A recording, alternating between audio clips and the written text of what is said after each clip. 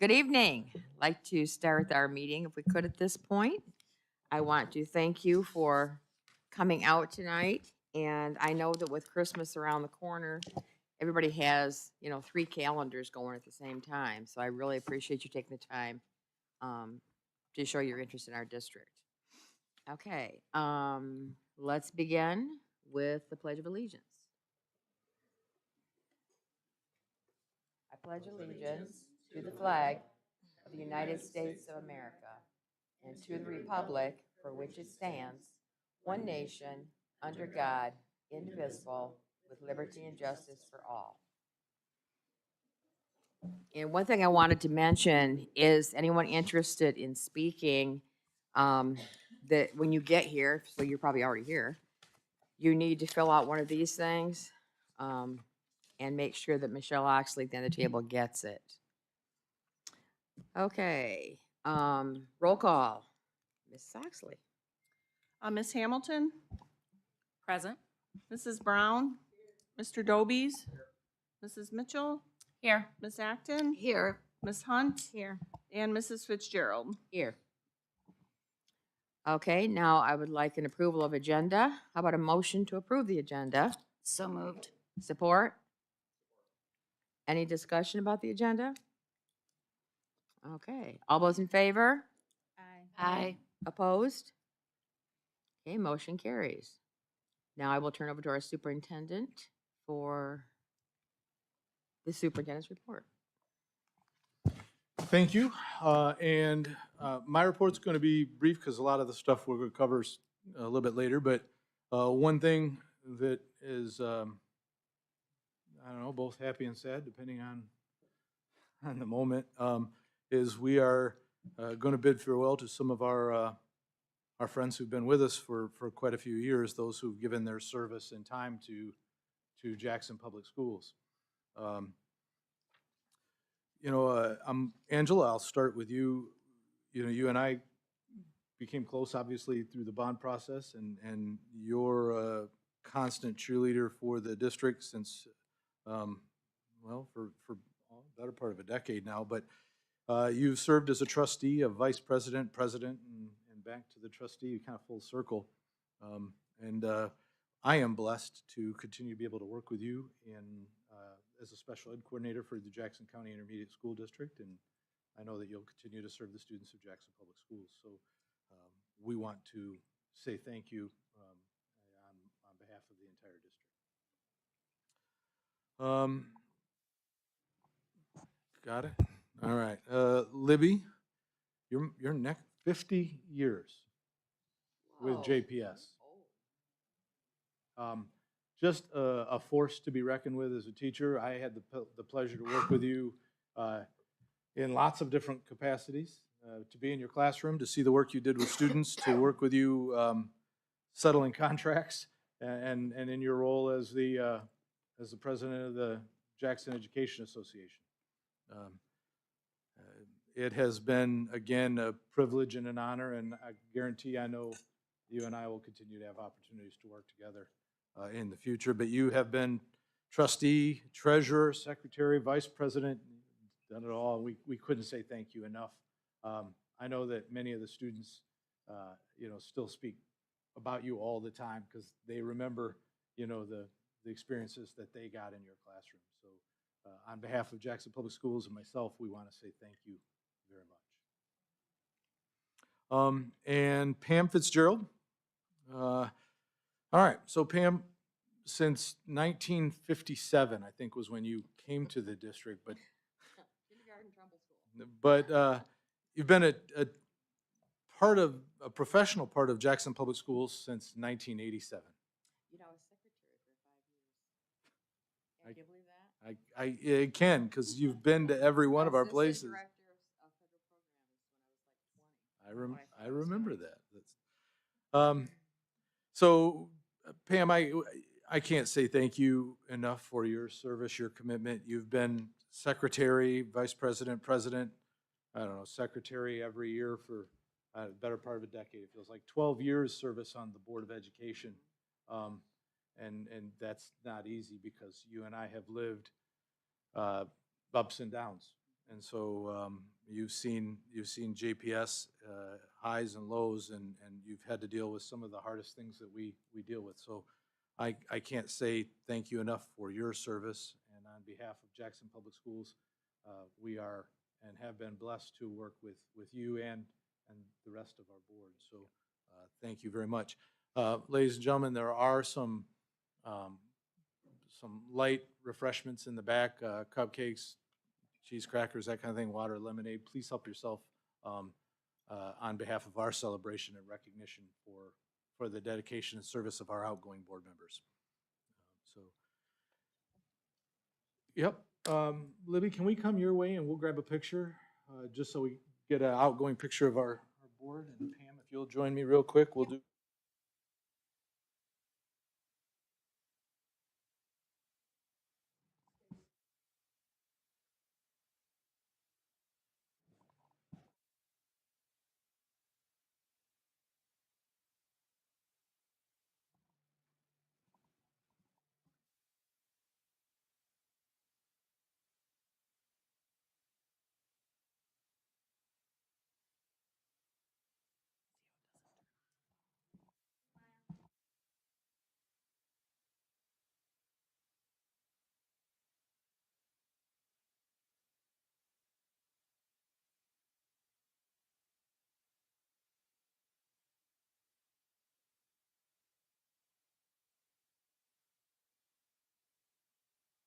And that concludes the superintendent's report for the month of December. At this point, I would like to entertain a motion for the consent agenda approval. So moved. Second. Any discussion on the agenda? No? Okay. It passed. Huh? Oh, I'm sorry. Let's do a vote. Would you do a roll call, Michelle? It's just a You consent won't? agenda. Okay, all in favor? Aye. Opposed? Thank you. Motion passes.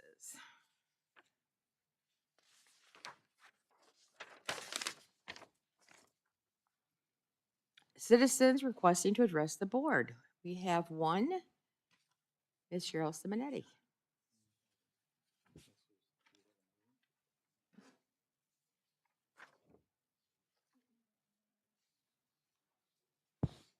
Good evening. I also just wanted to take a moment to congratulate the 3 outgoing board members and to thank you for your service and your dedication. It's hard work. There are a lot of rewards. Sometimes it's thankless, but you guys have never stopped, never hesitated to step up and do the right thing. So I just wanted to say thank you. Thank you, Cheryl. Oh, we do? William Hastings.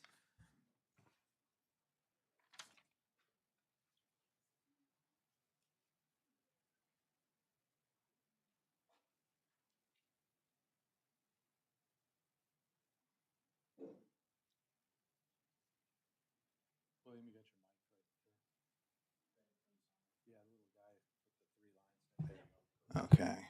Give me just a second here, quick.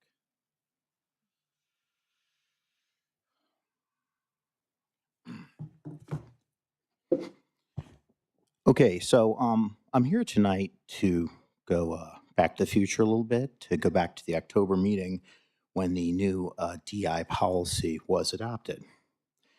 So this DIA policy, which was written by 2 and only 2 board members, was first introduced at the May meeting. Following that meeting, when no action was taken, there was approximately 5 months when the when the proposed policy went to the back burner, stayed on the back burner, went in the fridge, went in the freezer for a while, eventually was brought out, was handed kind of back around to the administration to move a few commas and fine tune it, and it was brought up for a vote at the October meeting where it was passed, I believe, 4-2. So I consider this disconcerting. I can consider it an end around the authority of this board, that two members of the board were able to write a policy, keep the policy, tuck it under their arm, keep it in their back pocket, hand it off to the friends of the administration, who then brought it back out to be voted upon without the proper due diligence and input of the full board. Just because you're afraid of Keisha Hamilton, whether you are or not, she's a duly elected member who is entitled to have her input on that policy.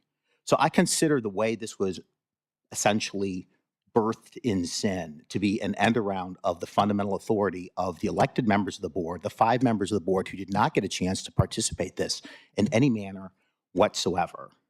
And which means in turn, it's an end run,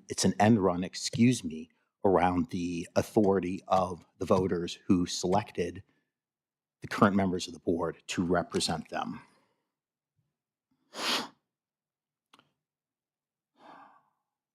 And moreover, I'd just like to add, there's some other problems with it. So you look at the language on the policy, it's so deliberately vague.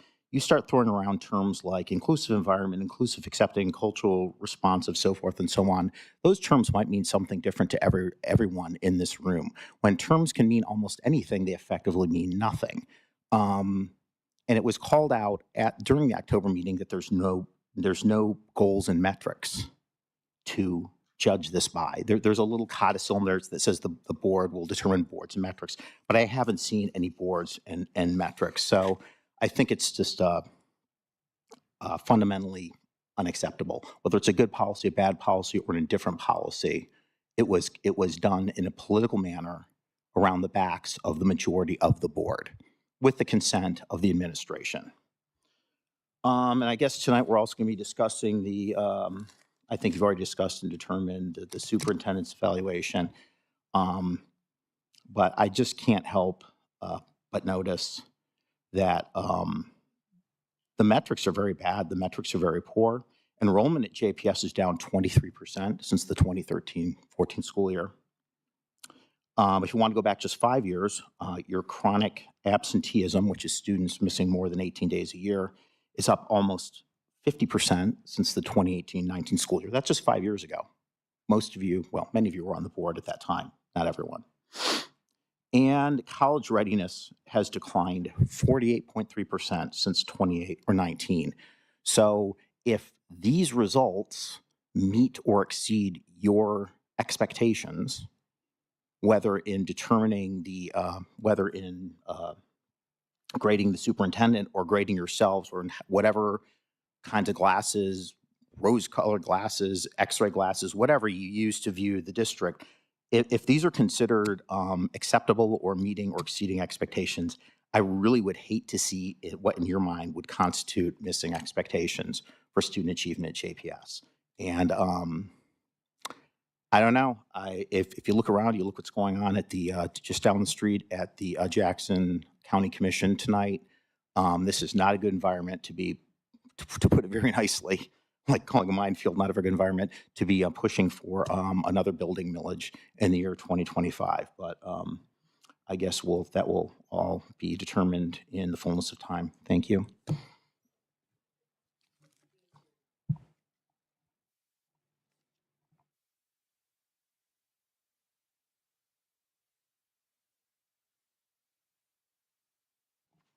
Okay, our first action item, Neola update. Jeff? All right, so we've got our policies back. You had these for first reading last month. There is an update to the Title IX policy. This brings us in line with federal legislation. You do also see policy updates with regards to EDGAR and UGG. That's how we spend federal dollars. And again, law-driven. So, I share this kind of most of these policies are all driven by changes in law across either at the state or federal level. So they've been through policy committee. They were here for first reading. It is my recommendation that we adopt the policies as presented, and I want to say thank you to our policy committee for the work they put in reviewing these policies. Madam President, I'll move to approve the policies as presented. Support.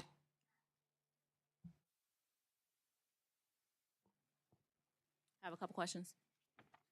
So I'm looking at policy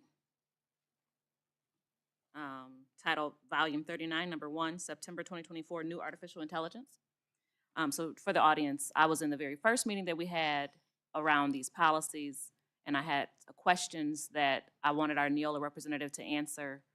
She was not in that, or they were not in that first meeting. The second meeting that was scheduled, I was not able to be in that meeting. So I didn't get my questions answered. So I just want him to kind of go over some of these, a couple questions that I have for a couple of these. Jeff, do you mind just, because this looks like the artificial intelligence, this is a brand new policy altogether for us? You mind just talking a little bit about it? Is it code PO 7540.09? Is that the one that I'm, okay. Thank you. Apologize. And I just have two, just that one and one more. Okay. I apologize. My computer's not getting it open, so give me a second while I grab the hard copy. Thank you.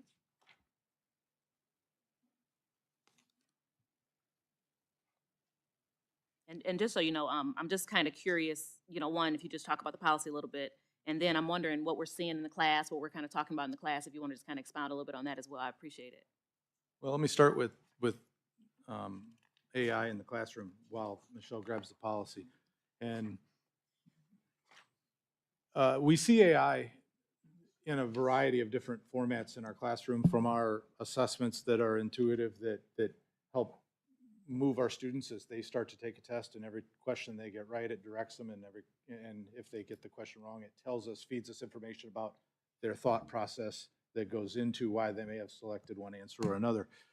We do see a variety of opportunities for our students to access and use artificial intelligence, and I get that there's a brave new world coming, and the keynote speaker at the fall conference is all about artificial intelligence. We can't find enough training about artificial intelligence, and I say that tongue in cheek, but everywhere we go, that's what's in front of us, because that is coming to a theater near us, whether we want it to or not. And to pretend like it doesn't exist is much like, burying our head in the sand and hoping that the world will somehow be different when we pull our head back up. But policy 754009 deals with artificial intelligence. It does recognize the positive impacts of AI. It's a position statement from the beginning. And we do allow for the use of, including but not limited to, AI, as long as it does not discriminate or provide us an opportunity to discriminate based on any of the protected classes. So it's, at this point, very positional. It's not a policy on yes, you will use it, no, you won't use it, and we're still, again, developing opportunities. If you're looking at making any sort of video or publishing, it's probably going to be used, you're probably going to be using AI. And so again, we need to teach our children the right way to use things, and I know there's a lot of fear in classrooms about, well, our kids will cheat and they're going to go to ChatGPT, and AI is going to get better and faster at some of these things. But I will tell you, we need to be learning how to leverage AI, not run from it.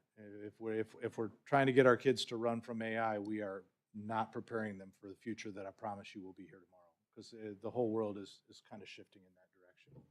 Absolutely. Thank you for that, Jeff. One more question about this policy, or two. So cheating has been around for, hundreds of years. It's never going anywhere. We just have a new tool for it now with AI. This policy, so I'm reading, I guess I'm just wondering, is it just like we just kind of want to put something on the books that, yeah, we're aware of AI and we're going to kind of treat it like we do just regular cheating? Are we seeing, now, mind you, I'm a supporter of, the fact that AI is here and it's here to stay, period, and how do we use it and how do we use it well? And how do we train our students to use it well? And I'm not against the policy. I'm just trying to understand I guess, what it's saying, aside from the fact that policy, that it's here, and like, what are we kind of saying in this policy? This is more of a placeholder because Okay. as you notice when you read this policy, it reflects Yeah, a bunch of other a policies. bunch of other Yeah. policies, including academic dishonesty, including, academic freedom within our teachers. Right, that's what I was wondering. This is a positional statement on artificial intelligence, recognizing that It's here. the scope of what it may cover is probably also going to apply to, or policies from a variety of different places Right. will fall under this umbrella. Did That that makes answer sense. your Yeah, question? that was helpful, because I noticed all the other ones in there, and I'm like, let me just ask a little bit about that one. This, if you read the first paragraph, it is just positional. This is where we stand as a board or as a district. And then again, what it's really saying is the rest of these policies that are kind of dovetailed in, all kind of will apply as we Right. move forward. Okay. And academic dishonesty is something obviously that we're actively working against, and our teachers are, again, I would still tell you, every day we run into that challenge. Yeah, that's So I think the age-old. better avenue is how do we leverage and use AI appropriately rather than, like, let's teach them how to use it correctly rather than to make it something that they have to hide so that then it becomes cheating. And we've seen it. Yeah. I mean, any teacher would tell you they've run into it. And it's like any new technology, we're going to experience that by those who would misuse it. Yeah, that's my concern, that we're not, like AI, because like it's here, so how do we, so I'm glad that this is just simply that, and not, I was just like, I'm hoping that we're not putting something in place that's going to, criminalize our students' behavior around this versus just, like, how do we teach you how to use it? Actually, just Because about the it's, opposite. Good, It's- good deal. It's just Yep. about the opposite. One more question for you. Yes, please. I'm on PO 1130, the copy of the conflict of interest. Yep. And I kind of just want you just to explain this. I'm the green, if I remember right, that means that this was added in. If it's highlighted in green, is that what that means? That it was added in? Yeah, I think green is new language. You are That's what correct. I thought. Okay. And do you mind just kind of explaining a little bit about this, the conflict of interest policy that we have in front of us? Yep, bear with me for just one Thank second. you. And that's the last one I think I have. Nope, I have one more after that.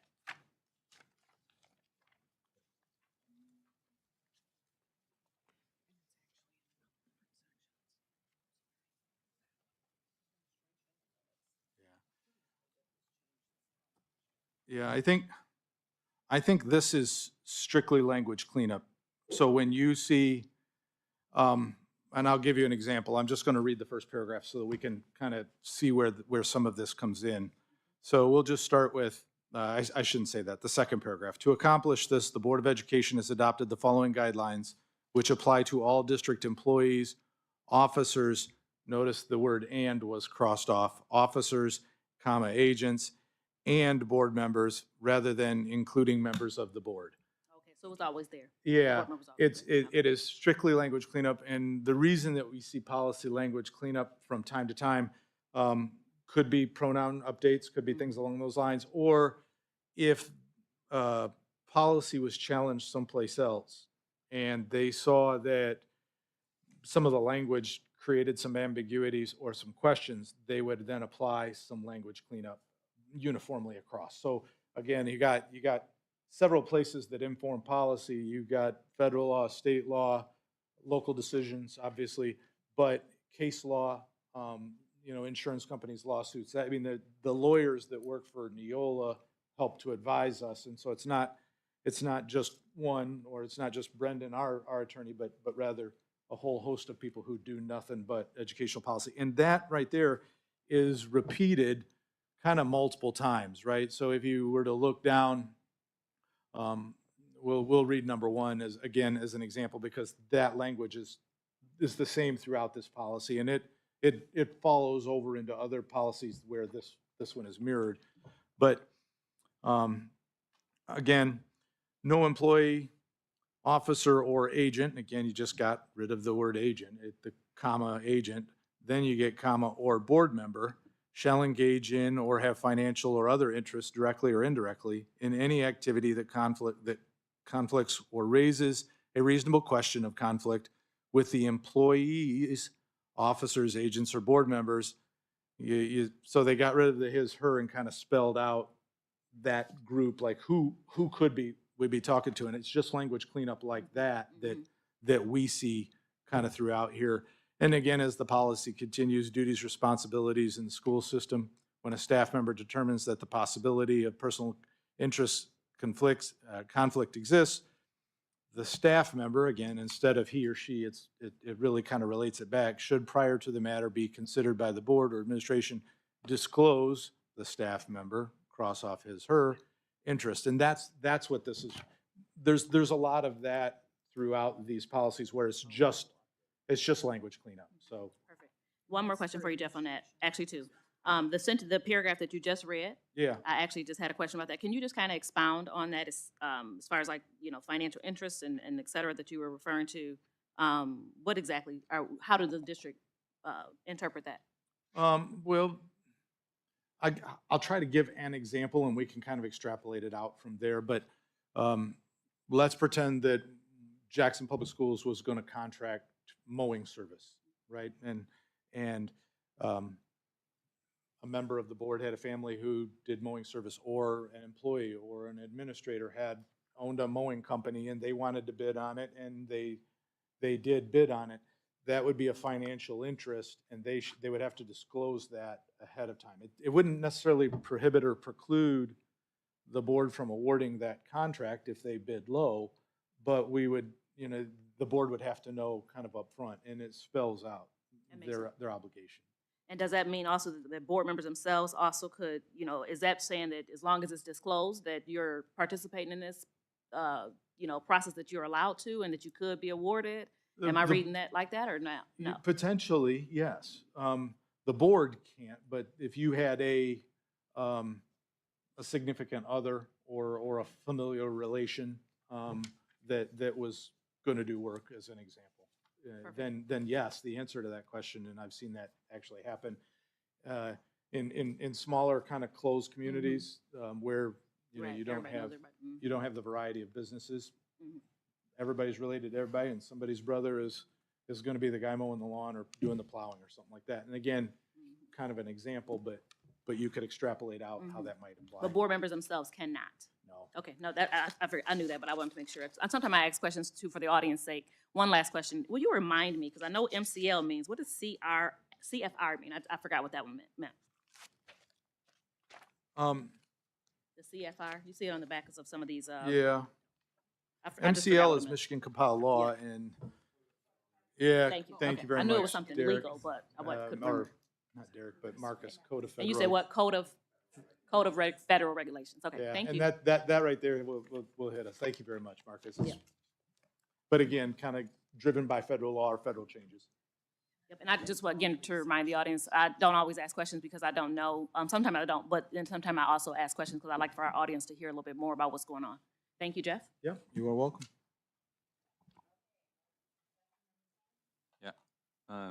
Jeff, I'm assuming that the cardiac response plan is the response to the legislation that passed earlier this year.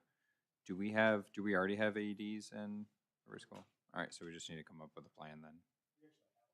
Okay. Just putting it into a policy. Gotcha. Then the drone amendments are because of what's happening in New Jersey? Drones are, again, one of those things that are going to be around, so we better have a policy for how they're used. And we run into this every year. I don't want anybody to think we don't.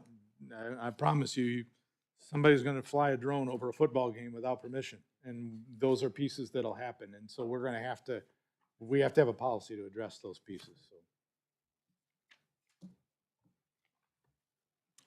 Okay, at this point, we'll take a vote. All in favor? Aye. Opposed, the same? Okay, motion passes. Thank you. Marcus. Budget amendment. Good evening. As you know, we amend our budget a few times throughout the year, with December being the first of those. Now that we have our fall counts in and the state budget that we did not have when we brought a budget back in the spring or summer, we went through this at our finance committee facility meeting about a week and a half ago. And again, this is a look at the budget at the time when I did this. Some of these are already changed, potentially. What it looks like is that we would be using approximately $4 million of fund balance back in the spring, we brought you a budget that looked like we would use about 4.1 million. A couple things that I would just let the board be aware of is part of that is due to the Michigan Clean School Bus grant that we applied for, were awarded and have already received funding for. That's a grant that we have 2 years to decide if we want to move forward with it, but that revenue's been received, so it's included in this budget amendment. And then, a couple of things to note that have changed since we brought the budget back in June. We did not receive that foundation increase that we had budgeted for, or realize some of the budget cuts through attrition that we were anticipating as well at that time. So as it stands today, again, it shows that we're going to be using about $4 million. If you take that clean school bus grant money out of the picture, because it is for a specific use, the picture's a little different, but that's the way it looks today. I think Jeff wants to say a few words on this as well, so I'll turn it over to him. Thank you, Marcus. And you'll see that if the clean bus grant in the state sources under revenue. So you see that line changed from 51 to 53, right? So that's where we get the lion's share of our funding. So 51 million to 53,492,000. And that's a great thing. It's nice because it provides us with some opportunity to replace buses if we need to, or add to our fleet over the next couple of years without having to pull from general fund. But you need to think of that money as money that's set aside with a very specific purpose. You can't use it for anything else. So while our budget today shows us dipping that $4 million, as Marcus said, the reality is it's actually closer to 5.7 or 5.6. Remember, we were always planning to dip. My goal, I had shared that I think the long-term plan would be to dip about 6 million over 3 years, not 6 million in 1 year. And again, to Marcus's point, we had anticipated back when we adopted the budget at 4.1 that we were going to get about $241 per pupil. We were looking at some of the other grants that we were going to get that didn't happen, and some of the attrition that didn't happen or that we had to counter with new hires because of changing student dynamic or student populations. And in that regard, we didn't see the cuts that were the reductions that we need. I intend to, and I need all the board members, if you have questions on this specifically, please call me, reach out, come visit with me, come sit with me. I'm going to be asking our new board members to set a target for where the board wants the budget to be for 2025, 2026. I'm going to ask you to do this in January. So you got about a month to kind of do some of this thought, this deep dive, but the reality is I'm going to have to go to war to right size this budget. We cannot, if we dip in $5 million every year, we're broke in a couple of years.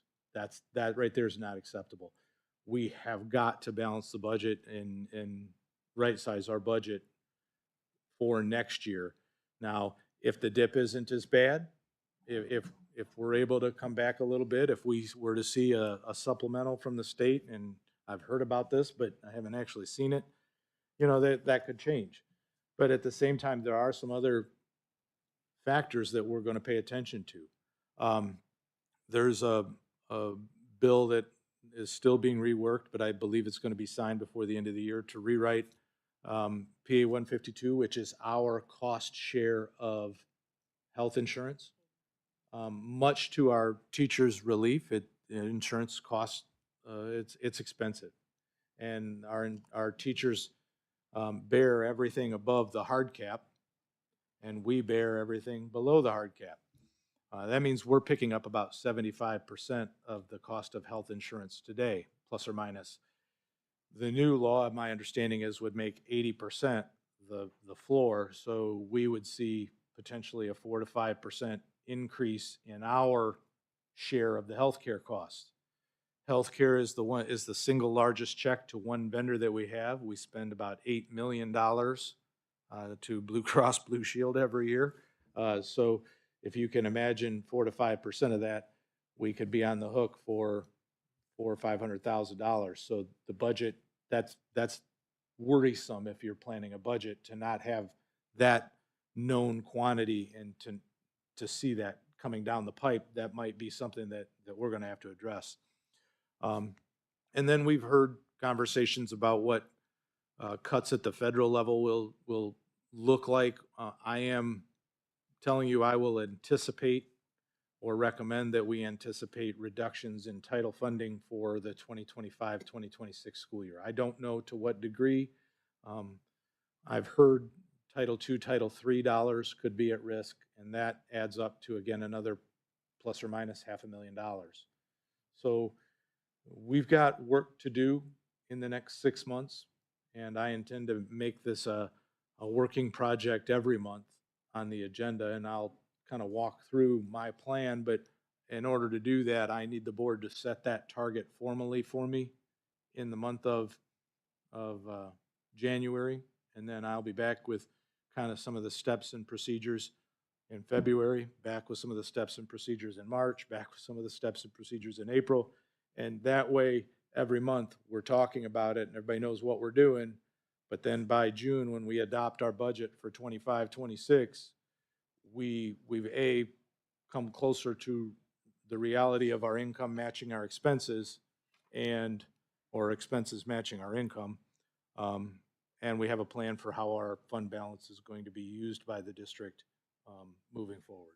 So that's going to be my request or my ask. And it's a heavy topic and there's a lot there, and I'll take questions, but just kind of giving you an opportunity to digest the amended budget. Marcus is correct. This is the best practice, gang. This is why we amend the budget in December. It's why we come back and amend the budget in March. It's why we want this kind of eye on the prize all the time, so that we never get to the end of the year and go, oops, we didn't know this was coming. And so I'd much rather know today. If I'm scrambling to do this in June, it becomes very draconian. It becomes very, something that's not well conceived. And so we want to be very intentional about our actions. So that's what I got. I would just share with you in the next 30 days, to our new board members, to anybody in the public that wants to know about school budget or finance, reach out to me. But board, if you've got questions, I'd encourage you to reach out, and I'll be happy to sit down. Marcus and his team can sit down and kind of show you kind of where the levers are at for this, and we'll talk more about it next month. Marcus, I think the only thing you were going to say is it's your recommendation to adopt the amended budget. Exactly. So at this time, we would recommend adopting the December budget amendment. So moved. All in favor? Discussion. Oh, I'm sorry, discussion. Oh, we just had the discussion. That was me. That was the Wait, discussion. you're discussing, okay. Me? Mhm. Okay. So a couple questions for you. So set a target. You mentioned that, say a little bit more about that. If we're setting it and we need to be prepared to bring that back in January. Well, so if today we're 5.7 in the red, and I don't believe we'll end the year 5.7 in the red. I believe we'll do better than that. But first of all, you can't start, if I started cutting today, let's just say that I started cutting today, half of the expenses for any given line item have already been expensed out. So the reality of seeing a whole lot of savings out of immediate cuts is not real.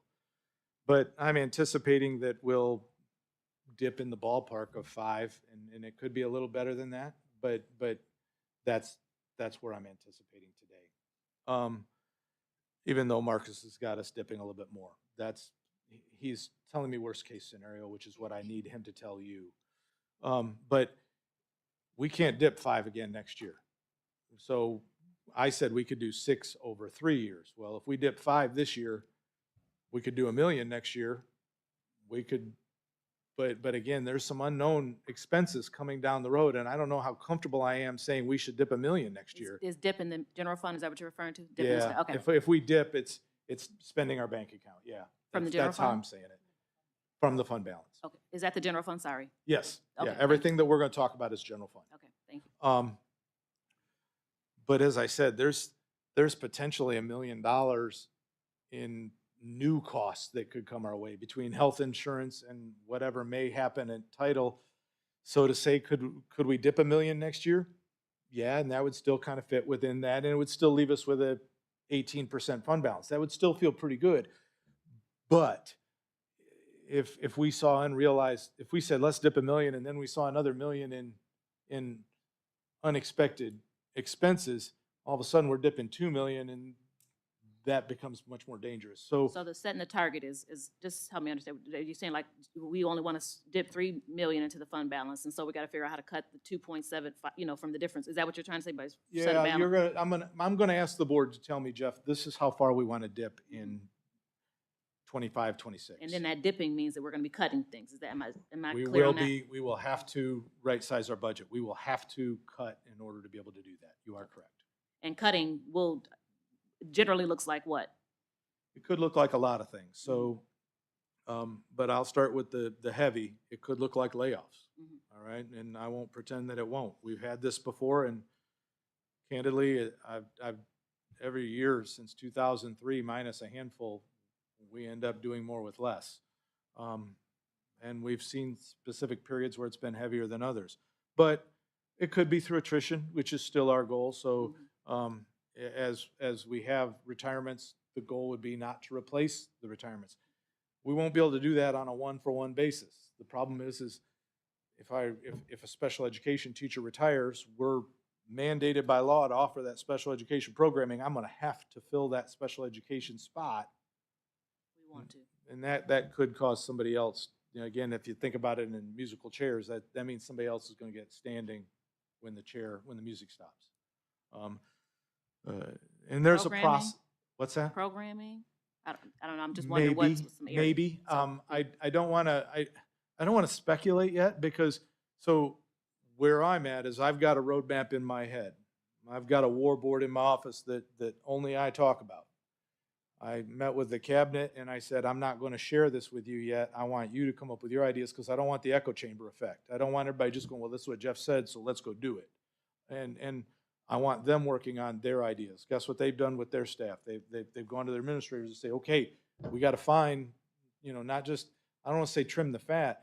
We knew we spent ESSER dollars to prop us up, to help us bridge that leap out of COVID. And that's exactly what it did. And we've been saving those to be able to stretch that out even more. We're just not going to be able to stretch it out as far as I was initially hoping, because some of the variables have changed. Okay, that's good. And you've answered them. I'll probably get with you to get a meeting, because I have lots more questions. I But guarantee this it. is helpful though. Thank you. And we're going to talk about this again. Like I said, we'll talk about it in January, And I'm glad you're planning that and we're monthly. going to talk That'll about it in help. February. Yeah, every We'll talk- meeting. I'll Yeah, be glad every to month hear. it's going to be a conversation piece. The community's going to know where we're at and what we're doing, but so is our staff and our board. Good But to know. I need the board to tell me, and the reason I say this is because when the board gives me the number, if you guys say, Jeff, balance our budget, that's what I will work towards. If the board says, Jeff, dip 1 million, that's what I will work towards. And I'll build the budget to meet the board's expectation. Thank you. Yep. In your mind at this point, are you looking at taking some 3 times as opposed to pretty much everything one time? Is that what you're looking at to cause the least amount of pain? I don't know that there's the least amount of pain, Okay. Pam. Okay. I don't. I think that if we dip $5 million, Mm-hmm. I would balance the budget at that point. I would just tell me to bring a balanced budget for next year, because Okay. again, I don't want to see the unexpected consequences of unexpected bills, like whether it's health insurance and health insurance went up 13% this year, Mm-hmm. right? I mean, when I say this, we need Every help. year. Or if legislators help us bring down the cost of health insurance.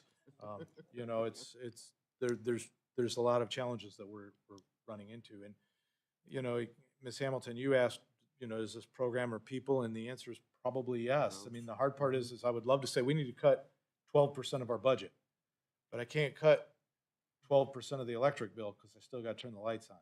And I can't cut 12% of the heating bill because I still got to heat the buildings, right? So are there areas that we'll try to keep the cuts, to a minimum? Absolutely, but there's also areas that I can't reduce the cost of lighting. So, those are gonna be the challenges we're gonna face. But I'll do this and I'll talk about the plan and the process. You guys set a budget goal in January. I'm hoping to be able to share a plan with you in February and start to enact that plan in March, April, May, June, so that when we hit the budget at the June meeting, we're balanced. That's what I hope for. Sorry about the heavy news, but it seems like that's the conversations I've been having lately. Okay, thank you. Okay, no more discussion? All right, all in favor? Aye. Opposed, the same? Okay, motion passes. Thank you. Now we're going on to the superintendent evaluation. It was new this year, and we had an extensive training on it from MASB. And the difference is twofold. First difference is that they didn't split up effective into effective and highly effective. Either you're effective or you're not. So they're looking at it. So there are 3 categories: needing support, developing, and effective. And Superintendent Beal's overall score was 98.5, which identifies him as number 3 effective. And he was rated in 5 categories. The board consensus score for category A, which is the governance and board relations, was 275. Community relations, 270. Staff relations, 3.0.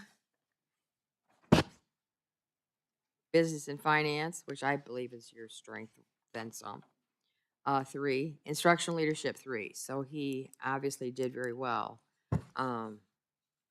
in his evaluation this time. We had a number of comments, some from board members, some from the public. Staff comments. We have a couple I'd like to read. The first one is Superintendent Jeff Beal has had another successful year at JPS. He continues to responsibly lead JPS and positively impact Jackson County, which is displayed in the numerous improvements, community partnerships, and countywide leadership activities he has spearheaded. Jeff welcomes parents in the community to be involved in JPS and does whatever is necessary to make JPS an attractive district choice for students to attend and for faculty and staff to work. JPS is a great place to be under Jeff's leadership. Another one, I've been a teacher at Jackson Public Schools for over 10 years and have watched the district grow and continually improve. I recently switched my teaching assignment to another JPS building, and I realized that the positivity I felt prior to the change is not confined to just one building. While there are significant differences between my 2 schools, the energy and excitement for learning resounds within the classrooms at both places. They made a new employee. As a new employee, I have been made to feel appreciated and respected for all I do for the staff and students. Mr. Beal made a point of checking in on me after the first week to see how things were going. He made sure I knew who to contact for specific questions and explained how to access more general information on the JPS website. There was a comment that a board member would have preferred to know some things that we had in place, like the Sexual Education Advisory Board, District Improvement meetings, and also felt that board members should not be refused attendance at National Association of School Boards conferences. Another one said, I looked at the benchmark conference statistics and it showed as of August 2024, our retention rate for teachers was 92%, which is impressive, and the primary reason I gave Mr. Beal a high score in that category. Jeff does a good job at sharing important information in a timely manner across many platforms. He encourages and promotes autonomy from administrators to ensure the best practices are followed to support student success. So overall, 98.5, overall, obviously, it was a very good evaluation, and not as many comments as I would have liked. But I think you're kind of getting the gist from what I did at that point. We did at that point. Madam President, I'll move to approve the superintendent evaluation document as presented as a effective rating for Superintendent Beal. Support. Any discussion? Yes, some discussion. Okay. So James Baldwin, some of you all may know him. He's deceased now, but he says, and I'm going to do a play on his words. He says, I love JPS. He said America, but I'm going to just, like I said, play on it. I love JPS more than any other district in the world. And exactly for this reason, I insist on the right to criticize it perpetually. My comments on this current action item that we're on, the state of Michigan, as Pam mentioned, updated their evaluation tool for this year's evaluation. While we inaccurately averaged his scores previously, it did allow all voices to be represented in those scores. The new tool that we're using says that you should use consensus, and the definition that they use for consensus is choosing the mode. Those of us who are math students, and we understand that that is the most occurring number. So there's no averaging, it's just the most occurring number as the score. So with these scores, these scores, they are less a reflection of the full board and more a reflection of the most occurring score. For that reason, I'm gonna be a no vote on this evaluation product that we're bringing to you tonight. Okay, let's go ahead and vote. All in favor? Aye. Aye. Opposed? No. Okay, motion passes. Thank you. Superintendent evaluation. We now go on to superintendent employment agreement. This is the same agreement that you've seen in previous years. It extends it out 1 year with the same 2% raise for the final year and a same increase in my board paid annuity. There is one language change in here, and it does deal specifically with the board paid annuity. This comes from our payroll department, who works with the Office of Retirement Services. So the board paid annuity is considered compensation, and as such, it's figured into the final average compensation for every school employee. And so what was recommended, and it's not just for the superintendent, this is the same recommendation that you'll see anywhere that a board paid annuity is there, is that you have to have the language, or ORS wants to see the language, and I'm going to paraphrase here because Brendan wrote the language, our attorney kind of dovetailed it in here, but cash option available, because they have to say it's compensation, and as compensation, you can't, they don't want you to say it can only go in that pension account or in that IRA account. It can be taken as cash. And you're going to see this language again. It's in mind because of the changes or in ORS, and this is again language that Nicole, our payroll person, brought to my attention in the fall, and again, language you will see in our contracts across the board wherever you see a board paid annuity. Marcus, did I get that accurate?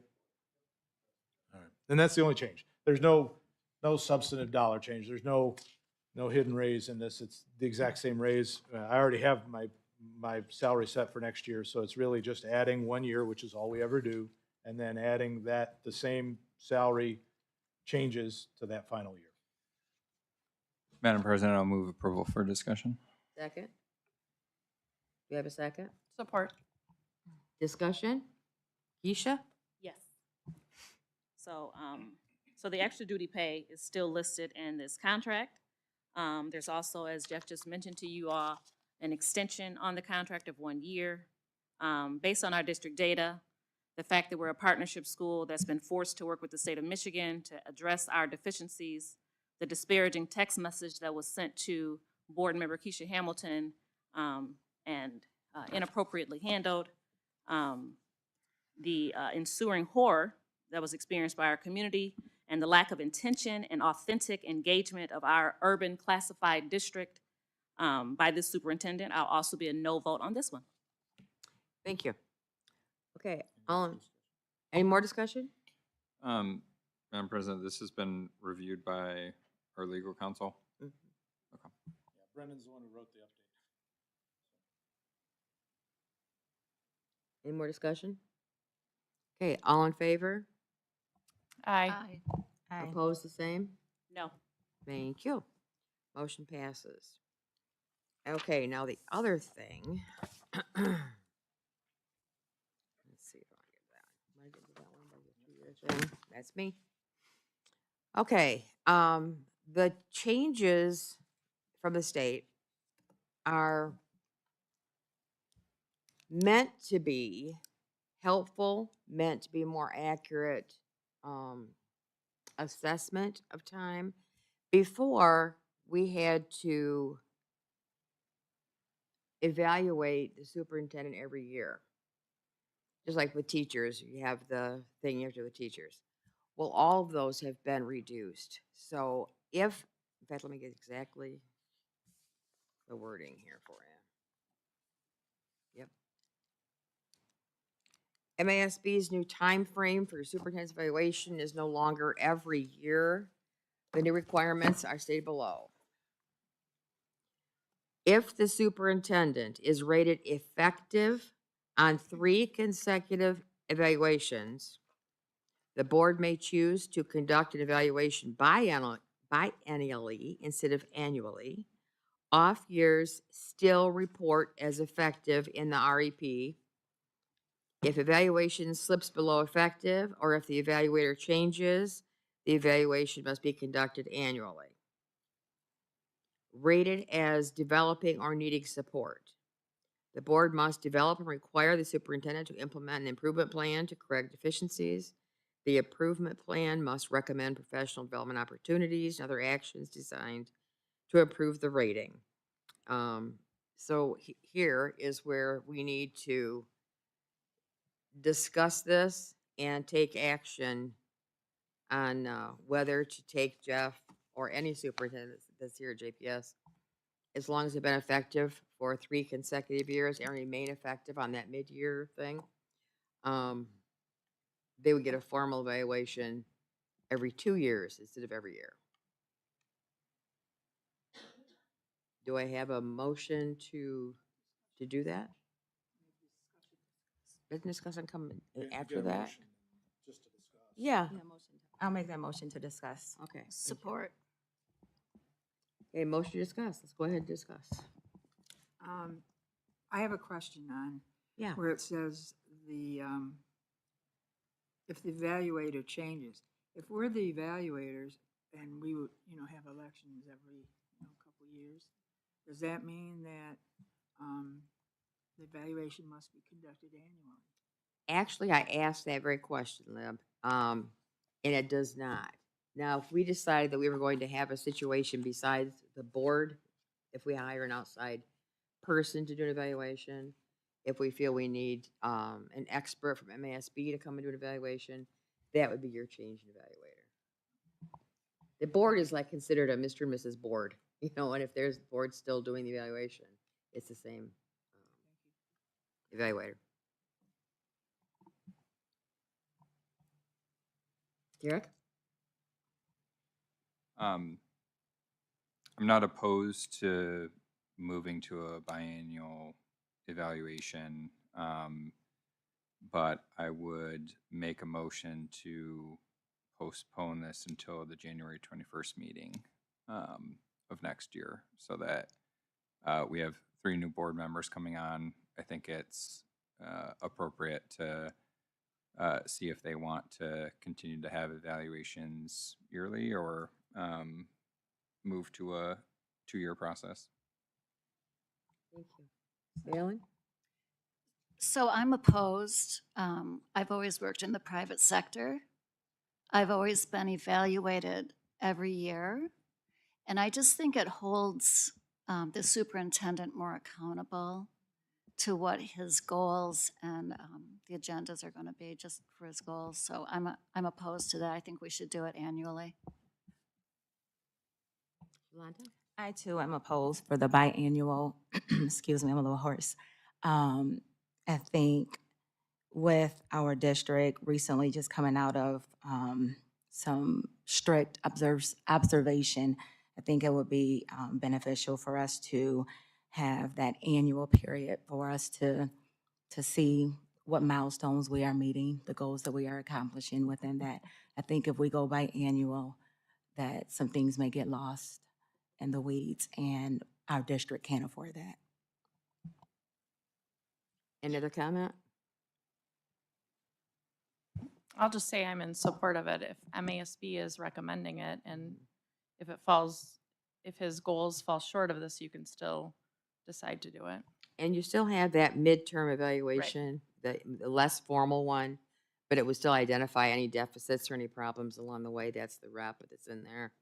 What I liked about it, and I am in favor of it, is that we, every school year, moves so quickly. And if we want to attain certain goals, that period is not enough to decide, well, I don't know, he didn't do that, or she didn't do that, or I don't see it done. And it might be a 12, 14-month thing. It takes that long. I just don't like rushing it. And I know when I was principal of this school, I had a hard time with that many evaluations with teachers. Jeremy, didn't you too? At that time. And it's not necessary, and they're not doing that now. As long as the evaluation's up to that point, and they must remain effective. The rep itself kind of takes care of that intermediate stuff. I just think it gives both the board and the superintendent enough time to really reach a goal. And it also gives us a little safety net in us looking at it with that mid-year rep. It's still there. It's not as intensive and it's not all-inclusive like the annual evaluation, but it hits the high points. And you make sure that whoever is in here is hitting those along the way. So you don't get, they don't get sidetracked, and you don't get blindsided at the end when you see 2 years have passed and you haven't done this. That prevents that from happening. So I'm also opposed to this as well. The tool that MASB has, that we've chosen to use, because there are other tools out there, we could use a different evaluation tool if we wanted to. This tool, it's generalized, and it's very limited in its ability to accurately assess what individual districts are doing, because it is generalized to the state of Michigan, and whoever in the district or in the state wants to use it. So it's a, it's not the best tool for one thing. But our, here at JPS, while these evaluation conversations are very difficult, the final scoring each year does give us an opportunity, as Shalonda mentioned, to, say, hold on, these are things that that are not, that we need to look at minimum. Like I said, the tool is limited and insufficient. But it is an opportunity, at least for us, to look at it yearly, which, there's, we're doing mode and all those different, like it's all whack, but it is an opportunity for us to be able to look each year, so we should. The second thing, Derek made a motion and Libby seconded it. I know we didn't hear it, but she did second that motion. I'm not sure if that's still on the table or not, but I do like the idea of allowing new board members that are incoming to have a say in what happens with this. So I'm open to, pushing it off to January so they can have some conversation around this as well. Eric, for purposes, so just so Michelle can accurately reflect, could you give me the wording on that? Motion to postpone to the January 21st meeting. And then a second by Libby? Was seconded. Thank you. Gotta ask for discussion. Yeah. Any more discussion on that, waiting until January? Support. You support that? Okay. I just want to add one more Yeah. comment. While it says that the MASB has changed this policy, it says the board may choose. So we have the autonomy to decide on that. And I think Always. it doesn't, right, so it doesn't. And actually, the state is the one that actually changed Exactly. it. So it doesn't put us in this box. So I do support us waiting till our January 21st meeting, organizational meeting, when we have our new oncoming board Mhm. members to hear their perspective Excuse me. and make a decision then. I have one more question also. If we were to vote yes in January to, go to these biannual, evaluations, when would that start? When does the clock start to, to say we have, the last 2 years have been whatever, or is it like 20, this one is one and then No, next year is you'd one? start, When does it? you'd start whenever you approve it. So the 25 evaluation would be the beginning of that. And remember that So wait a even minute, though Pam, this is, just so I can understand what you're saying, Pam, in 25, if we said don't? How do you yes, interpret it? I'm just wondering when did it says if we have at least two, when does Yeah, that let's- start? Jeff Can has I a take a different stab at it? interpretation. Totally. So first of all, I'm going to be candid with everybody. I don't mind an evaluation every year. I said it this year, and I had some wonderful feedback. I take the comments, I think I shared this with you tonight, that we had our evaluation retreat, that the comments that you provide me give me guidance on where to go. This, what Ms. Fitzgerald has brought before you is changes in the law that were passed and that became effective July 1. We do this for our teaching staff and our administrators now. So it's biannual or triannual for our teaching staff and our administrators. And Keisha, to answer your question specific, and I'll use it with a teacher, if a teacher was highly effective or effective the last 2 years, they've got a rotation year where they would not be evaluated this coming year. And this is, again, kind of one of those position conversations. All right, the board has the option to evaluate every year. The board doesn't have to option every year. And this, I'll speak for me, I don't mind. However, you also have you need to understand that I'm probably not going to be the superintendent of JPS forever. So at some point, there'll be another superintendent in here. So what position you make may be the conversation of the position for that person down the road, and or you may want to revert back. So if you say, yes, Jeff, you've been effective or highly effective, you may say, I want to do evaluation every year for the next person because they don't have the running clock on them. So this is just positional, and it's just law. And I'm not going to say I'm for or against this, because obviously it would be self-serving to say I am for it, and at the same time, I'm not opposed to it because it is what we do with every other employee. But I'm good with whatever the board decides. But I think that answered your question, Ms. Hamilton. Please tell me if I did or Yes, didn't. the past 3 years, it kind of starts right away. It just looks at the past Yeah, couple that's years. what I and was then saying. says, It's it would go back, 25th. yes. Thank you. The 25 would be your first evaluation. And before we take this vote, can you just clarify what we're voting on? I think it's his motion, just so we can clarify that. Yeah, to wait until January meeting. Yeah, okay, Mm-hmm. all in favor of waiting to, tabling this until January meeting? Yes. Yes. Opposed? Okay, motion passed. Thank you. Okey doke. At this point, we are down to board comments. Would anyone like to make a comment? Keisha? Yes.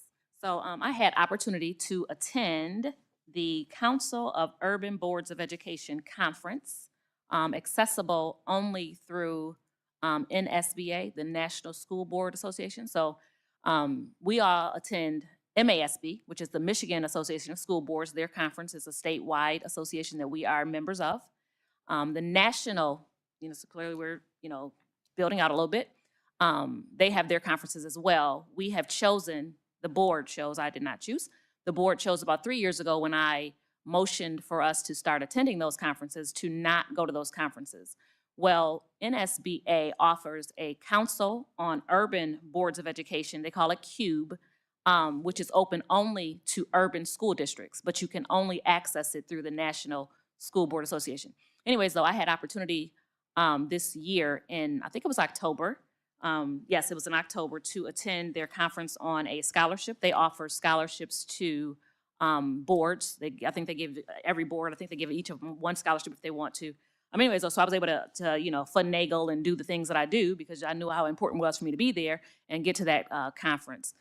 It was enlightening and affirmative and inspiring in the information that was being shared.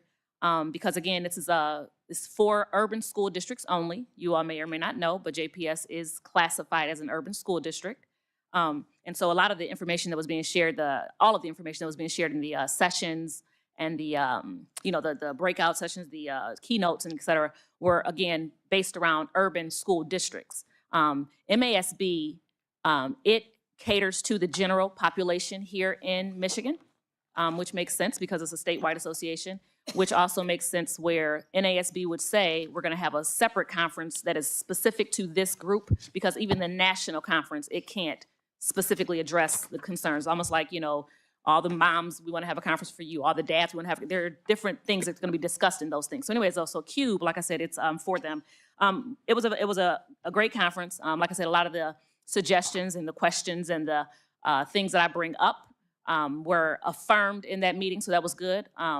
I think we should still be going to those conferences, which is why I figured out a way to get there. I don't know if I'll be able to do it next year, but anyways, I wanted you all to know that that's where I was. I've been missing a couple of meetings because I've been traveling. I travel for work sometimes as well. Let me see, one more thing. Okay, so the holiday? Yes, happy holidays. I wanted you all to know that I went to the conference, and then I want to say happy holidays. Happy holidays to our students, our teachers, our parents, our staff. These years are just the work that we put in to educate our students, understanding how important education is. We rule the world. They talk about the hand that rocks the cradle rules the world. Our teachers and staff and folks, you all are the people who help rule the world, literally. You know what I mean? The education that we pour into our students is so important. So thank you, thank you, thank you. I'm trusting and hoping that you all will be able to have some time to relax with your family, enjoy those things that are most important to you, and then come back hopefully refreshed and rejuvenated for the next half of the year. But I don't want it to you to think that I don't recognize the importance of what we do, the sacrifices that we're making to raise basically folks' kids by having them in the education world. So thank you, thank you, thank you, and again, happy holidays. Anybody else? Lib, do you want to say something? I just wanted to thank the community for allowing me to sit on this board for the last 6 years. It's been quite an experience. I've really enjoyed it, and I hope that the coming years prove to be very fruitful for our students and for the faculty, and that's it.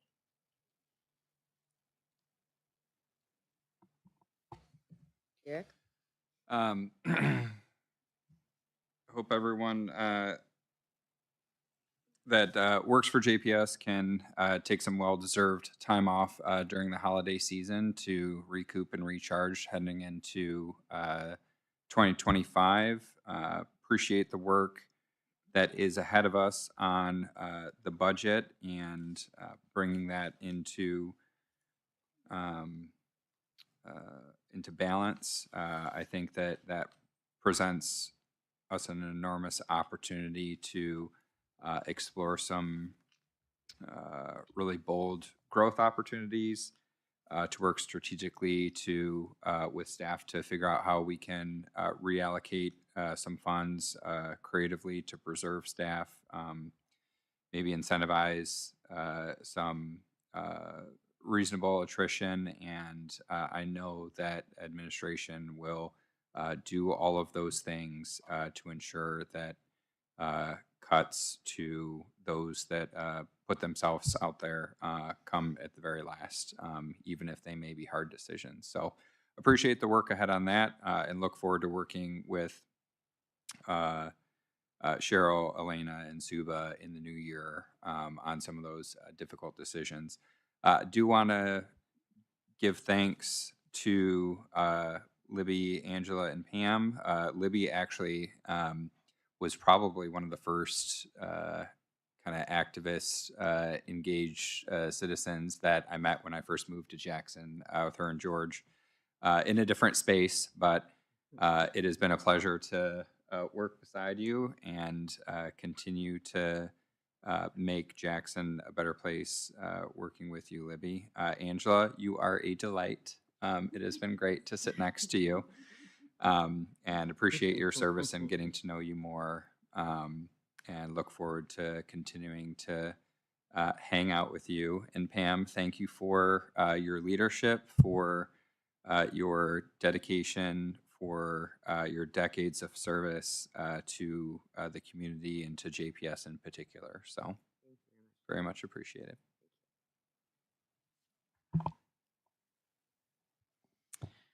Okay. Wow, I can't believe this is my last meeting. When I first campaigned and became elected 6 years ago, my daughter was in 3rd grade and my son was in kindergarten at Sharp Park Academy. And now my daughter is a freshman here at Jackson High School, and my son is in 6th grade at Parkside, which is hard to believe. This has been a great journey that has definitely come with challenges. I've met many staff, parents, and stakeholders I wouldn't have met otherwise. I have made lifelong friendships because of the board. The staff at JPS are simply amazing. I'm very proud to have children in JPS district. I love the JPS district when I got elected, and I can say that I love it even more now after 6 years being on the board. I would like to thank Mr. Beal for his leadership during my 6 years on the board, along with the cabinet's hard work and collaboration. And I'd like to thank the community for allowing me this opportunity to serve on the board. It's been a true honor, and I wish the new board very well in 2025. Thank you. Marilyn? So I wanted to thank Libby, Angela, and Pam also. It's been an honor to serve with you. Really, I have learned so much, and I have a long history with Libby. So my children are 36 and 34. So Libby would always call my one son Schneidi. It was always Schneidi this and Schneidi that, and he still uses that for his email. But my kids just loved her. They just thought she was the best. And Angela, when I first came on here, I was really nervous, and she was so kind and nice to me. So she really is a really nice person. And Pam was the principal when my kids were here too. So we just have this long history. And I went to school with her husband, Dan.